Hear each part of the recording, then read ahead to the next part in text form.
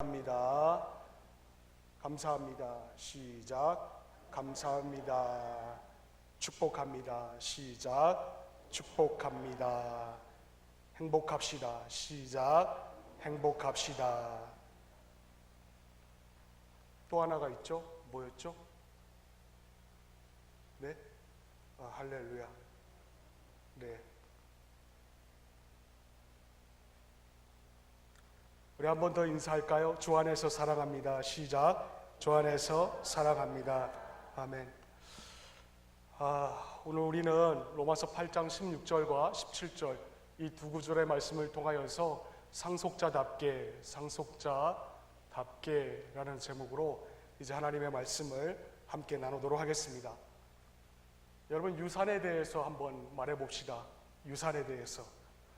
여러분, 보석함에서 여러분의 유산에 대한 보증서가 여러분의 테이블 위에서 지금 반짝이고 있습니다. 그 보석함에는 여러분을 향한 하나님의 약속이 가득합니다. 바울이 여러분들이 받은 그 유산에 대해서, 약속에 대하여서 이렇게 증거하고 있습니다. 오늘 본문의 17절 말씀 우리 다 함께 합독해 봅시다. 시작. 자녀이면 상속자이기도 합니다. 우리가 그리스도와 함께 영광을 받으려고 그와 함께 고난을 받으면 우리는 하나님이 정하신 상속자요 그리스도와 더불어 공동 상속자입니다. 아멘. 여러분, 바울의 의도가 여러분에게 보이십니까?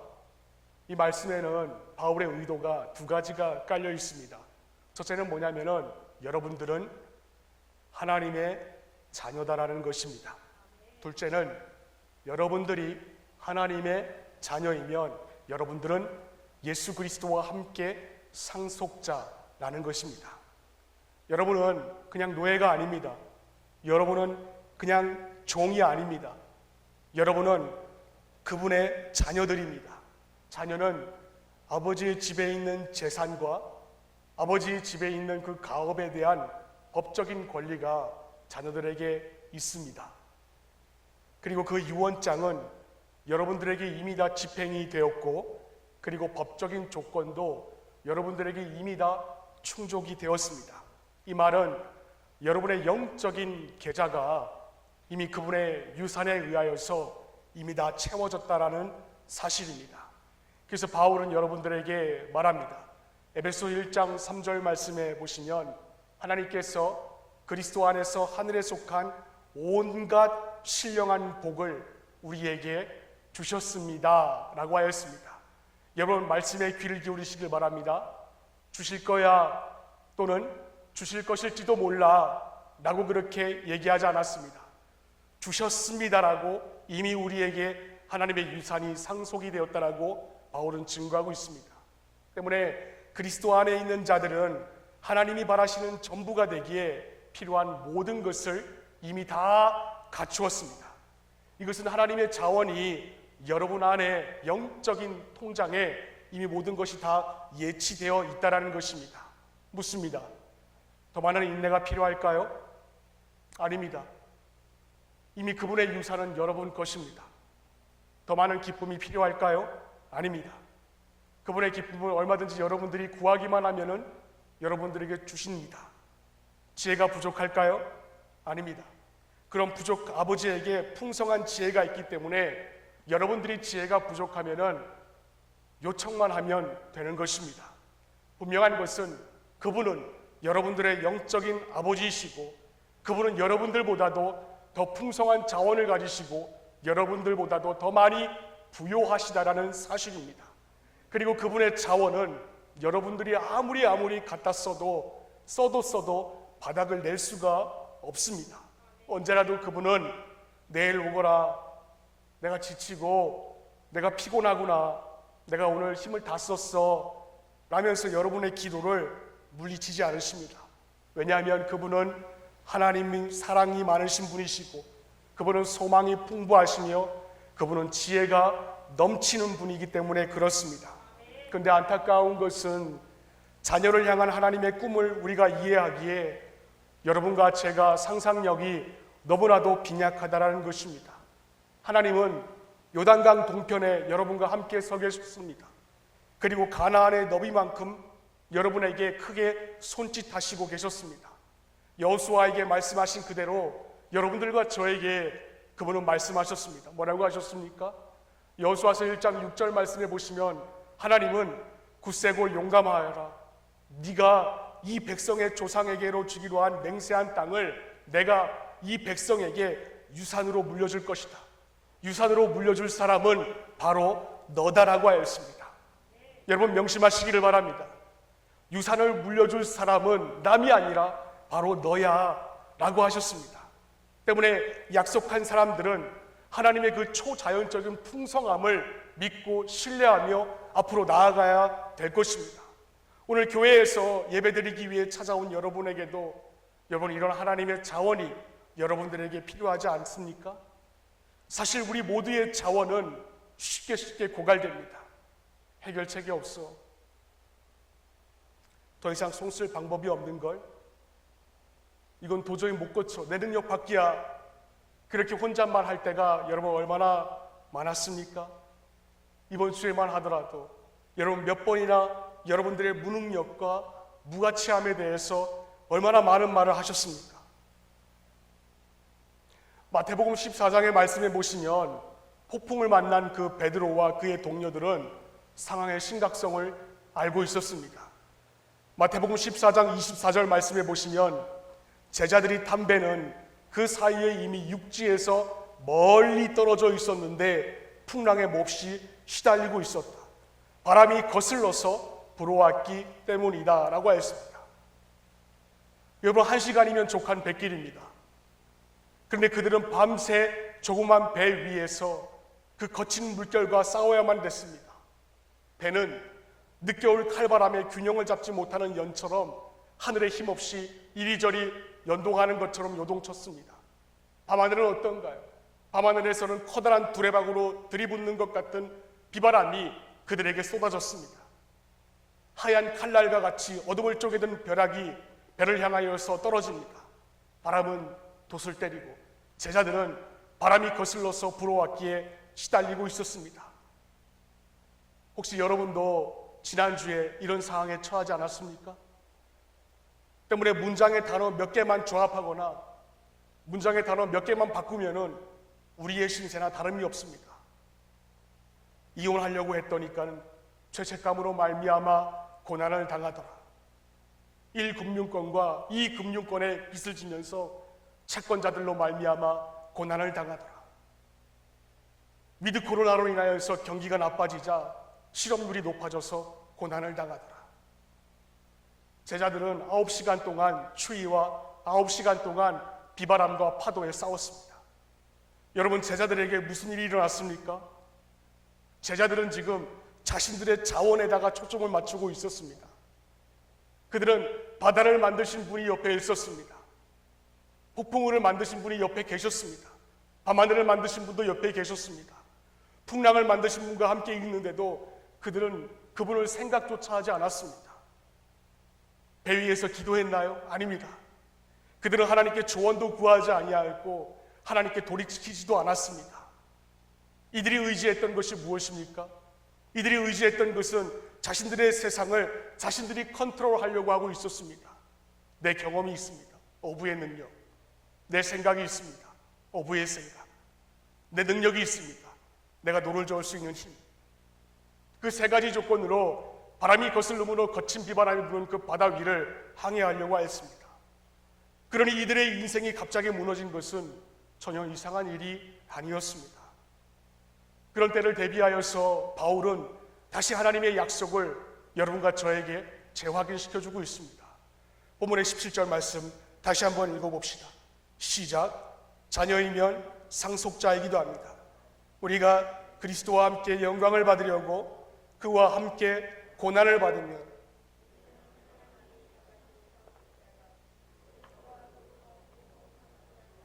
아멘. 여러분 자세히 한번 보시기를 바랍니다.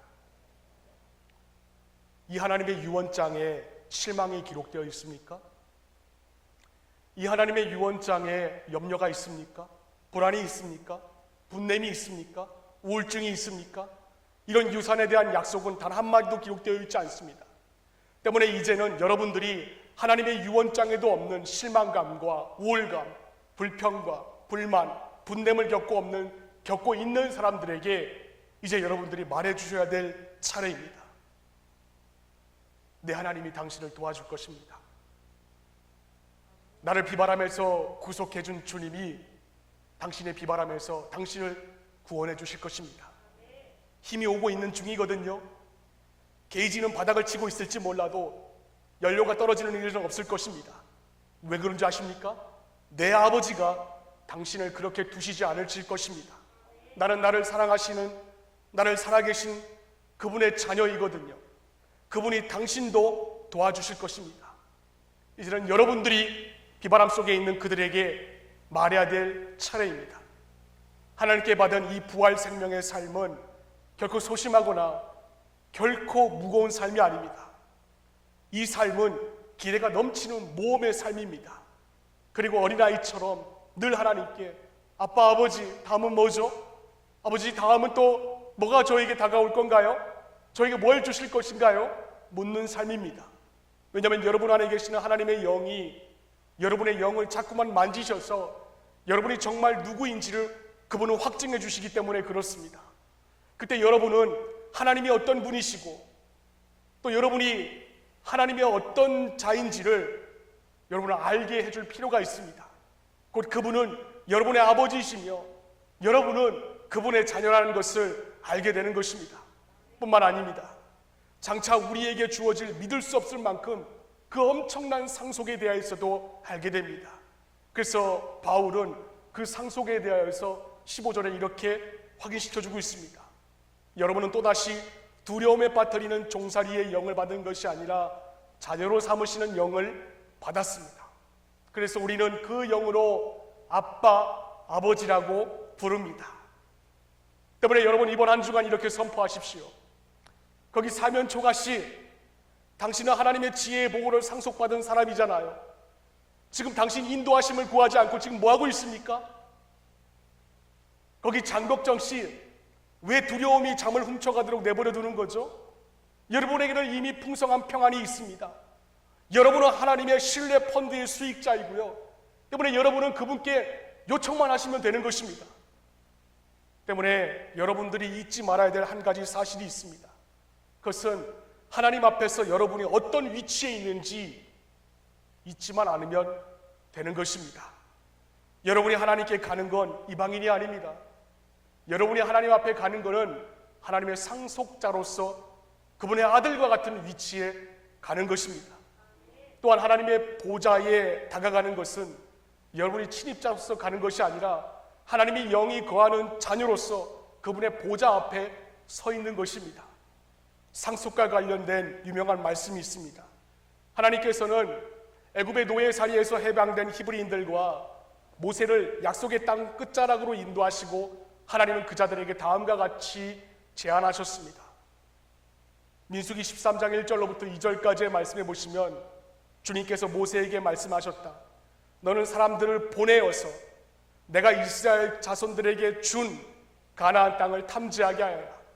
각 조상의 지파 가운데서 지도자를 한 사람씩 보내어라. 하나님은 모세에게 말씀하셨습니다.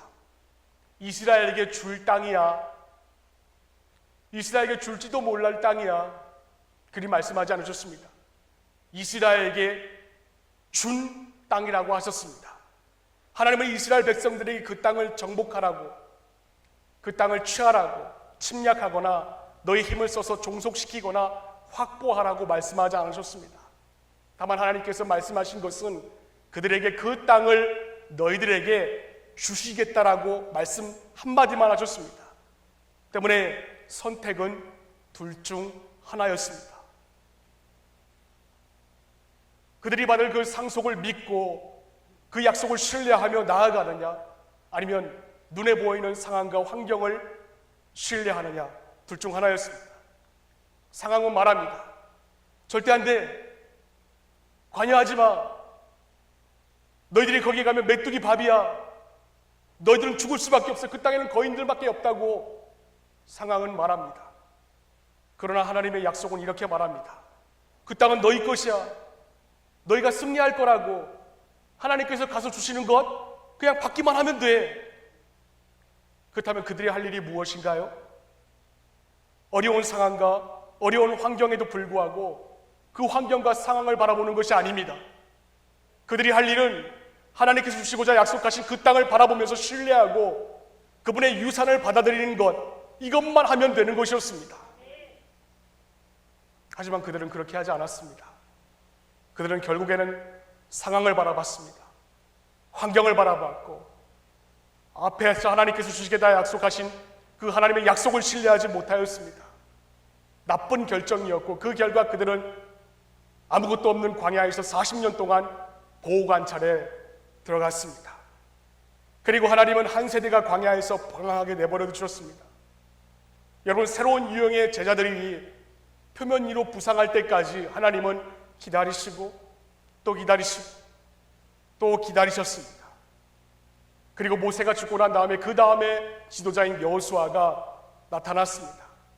그리고 모세가 죽은 뒤 하나님은 약속의 땅을 다시 여호수아에게 제안하십니다. 여호수아서 1장 1절로부터 3절까지의 말씀을 보시면 주님의 종 모세가 죽은 뒤에 주님께서 모세를 보자 하던 눈의 아들 여호수아에게 말씀하셨다. 나의 종 모세가 죽었으니 이제 너는 이스라엘 자손 곧 모든 백성과 함께 일어나 요단강을 건너서 내가 그들에게 주는 땅으로 가거라. 내가 모세에게 말한 대로 너희 발바닥이 닿는 곳은 그곳이 어디든지 내가 너희에게 주겠다.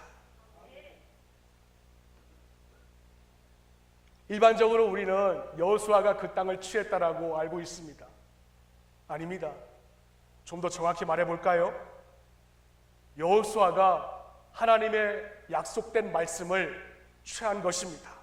물론 여호수아는 그 땅을 차지했습니다. 하지만 그가 그렇게 된 것은 딱 하나의 이유가 있습니다. 그것은 그가 하나님의 약속을 신뢰했기 때문입니다. 모세와 똑같이 상황이었습니다. 똑같은 환경이었지만 여호수아는 하나님께서 주신다라고 약속하신 유산의 약속을 받고 환경과 상황을 극복해 나간 것입니다. 때문에 히브리 민족의 위대한 업적은 그들이 자신들의 기업에서 살았다는 것이에요.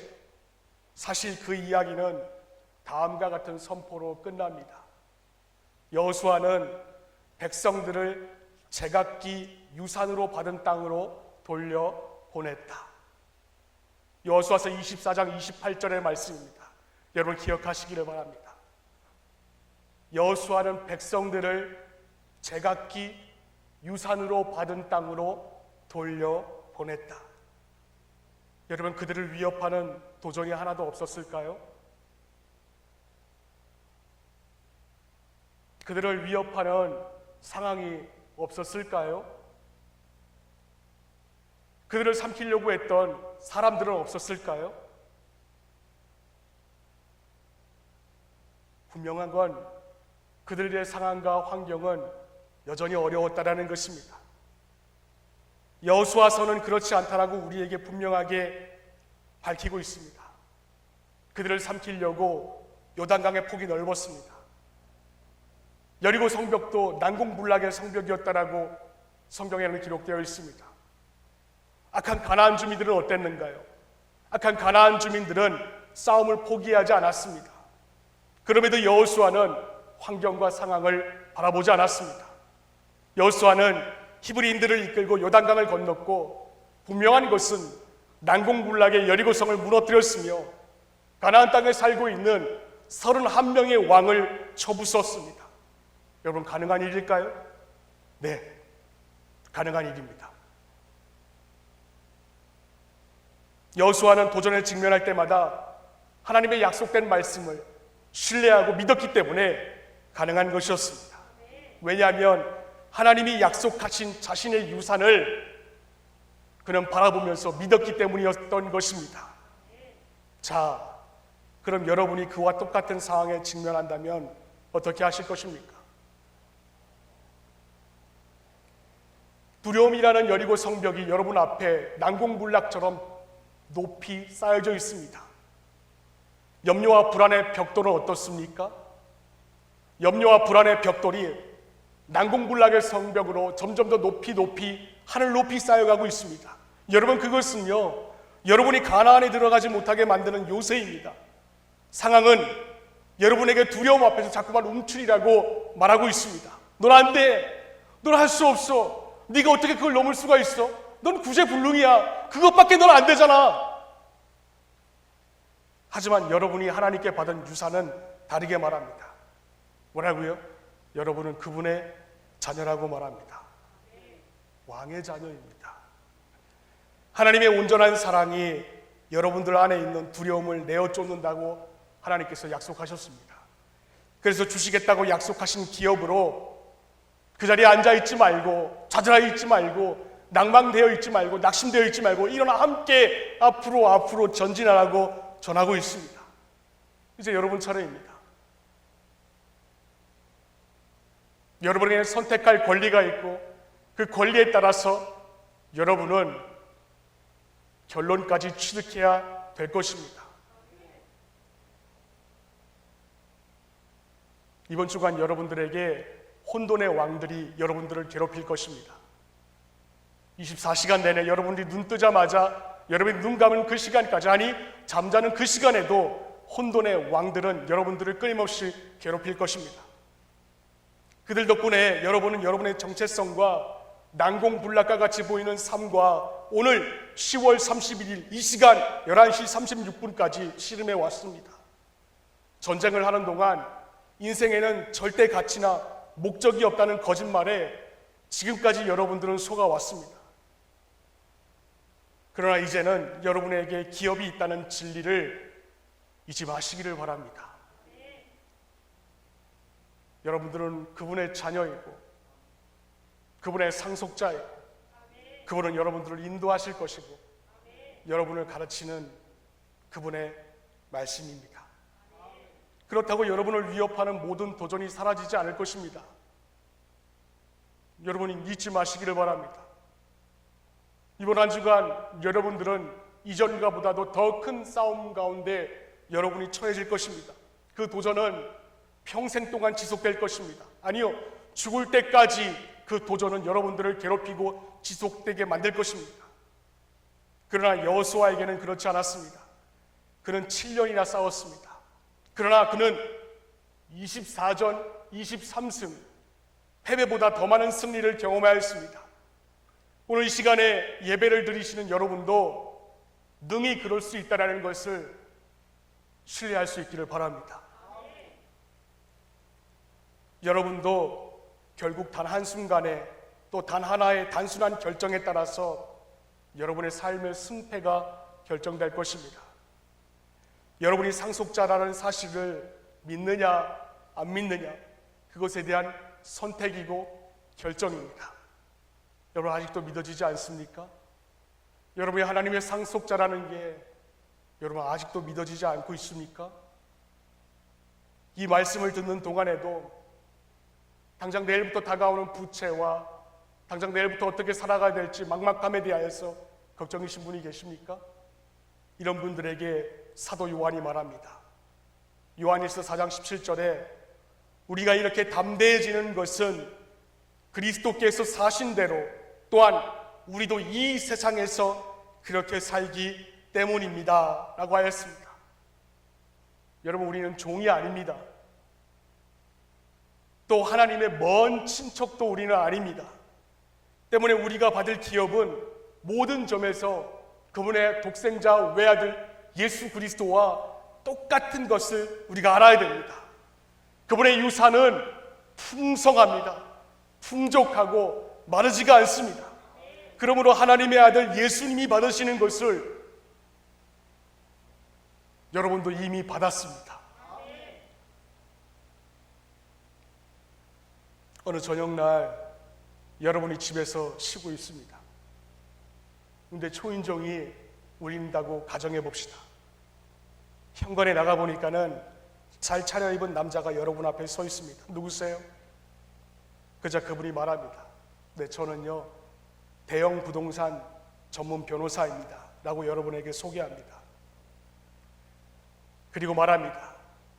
저와 잠시 잠재적인 유산에 대해서 이야기를 나누시겠어요? 일반적으로 낯선 사람이 집에 들어오는 것을 허락하지는 않을 것입니다. 여러분, 그런데 방금 전 그가 말한 것을 여러분 기억하십니까? 분명 그는 유산이라고 말했습니다. 그럼 여러분은 방금 전까지만 해도 거실로 들어오지 못하게 하였는데 이제는 그분을 거실 소파로 인도합니다. 그리고 여러분의 자리를 내줍니다. 그리고 서류 가방에서 문서를 조금 꺼낸 뒤에 여러분에게 질문을 시작을 합니다. 어머니가 한국 출신이시죠? 예. 어머니 성함이 아무개 맞나요? 네. 이제부터 여러분의 심장 박동 소리가 점점 더 올라가기 시작합니다. 구미에 정착하셨고요. 그리고 아무개 씨와 결혼하셨고요. 5년 전 구미에서 사망하셨죠? 예. 당신이 아무개 씨의 자녀가 맞나요? 네. 그렇다면 당신이 우리가 찾던 사람이군요. 당신의 어머니는 삼촌에게서 큰 재산을 상속받으셨어요. 이제 그 유산은 당신 것입니다. 정말인가요? 네, 정말입니다. 이제 여러분은 생각합니다. 내가 오늘 아침까지 고민했던 새로운 신발을 이제 인터넷으로 한 켤레 살 수 있는 형편이 되었어. 그자 그 부동산 전문 변호사가 여러분에게 말합니다. 유산의 규모가 상당히 큽니다. 그 이야기를 듣고 여러분은 어쩌면 백화점에서 내가 명품 정장 한 벌 정도는 살 수 있을지도 모르겠는걸? 그분이 또 말합니다. 아마도 상상하는 것 이상일 것입니다. 좋았어. 저녁에는 하루에 1억 원 하는 프레지던트 윌슨 호텔에서 내가 잘 수 있겠는걸? 그자 또 말합니다. 당신은 남아프리카의 금강을 상속받았습니다. 유산 전체를 계산하는데 몇 년 걸릴 것입니다. 저희가 지금 당장 선수금으로 222억 원을 드리겠습니다. 그자 말합니다. 정말이야? 이제는 구미 전체를 내가 살 수 있겠는걸? 야, 선수금이 이 정도면은 전체 유산은 대체 얼마인 거야? 이것이 바로 상속자들이 묻게 될 질문입니다. 그러므로 여러분은 그리스도와 함께 하나님의 부동산을 상속받은 자들로서 하나님은 여러분이 삶의 도전에 직면하는 데 필요한 모든 것을 이미 공급해 주셨다는 사실을 믿고 나아가야 됩니다. 그분을 신뢰하십시오. 사람 바라보지 마시고 환경과 상황이 여러분들을 아무리 굴복시키려고 애를 쓴다고 할지라도 여러분들은 이미 하나님의 상속자가 되었습니다. 자, 이번 한 주간 어떻게 사실 것입니까? 이제 여러분 차례입니다. 이번 한 주간 상속자로서 과거의 삶으로 돌아가서 절망의 다리 밑에서, 불안의 다리 밑에서, 염려의 다리 밑에서, 또 분냄의 다리 밑에서, 불평의 다리 밑에서, 불만의 다리 밑에서 살 필요가 이제는 여러분에게는 더 이상 없습니다. 왜냐하면 여러분은 이제 상속자이기 때문입니다. 상속자는 소망이라는 집에서, 확신이라는 집에서, 기쁨이라는 집에서 살 수가 있습니다. 그러나 선택은 끝까지 여러분의 몫입니다. 어떻게 사실 것입니까? 목사로서 바라는 것은 이제는 과거의 삶으로 돌아가지 마시기를 바랍니다. 불안과 염려와 불만과 불평을 모두 다 끊어버리고 이제는 하나님의 유산을 받은 상속자로서 당당하게 세상에서 살아갈 수 있는 우리 모두가 되기를 바랍니다. 이게 상속자의 삶입니다. 이번 한 주간 여러분의 삶 가운데 하나님의 함께 하심을 믿고 환경과 상황에 굴복하지 마시고 그분이 주겠다라고 줬다라고 약속한 그 유산을 받은 줄로 알고 당당하게 살아갈 수 있는 우리 모두가 될 수 있기를 주의 이름으로 축원을 드립니다. 기도하겠습니다. 하나님 아버지 감사합니다.